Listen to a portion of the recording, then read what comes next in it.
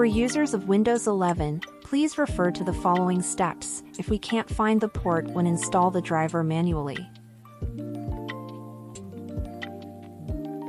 We can right-click this PC and choose Manage.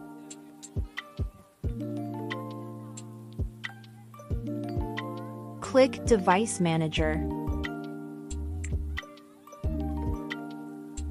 Then find and click the Universal Serial Bus Controllers.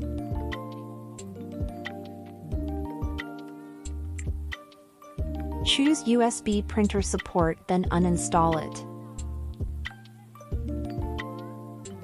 Click Uninstall.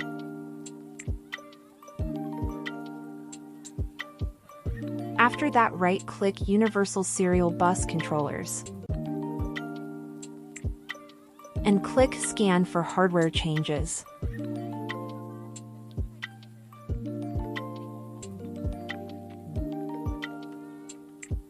And refresh until the USB printer port shows in the list.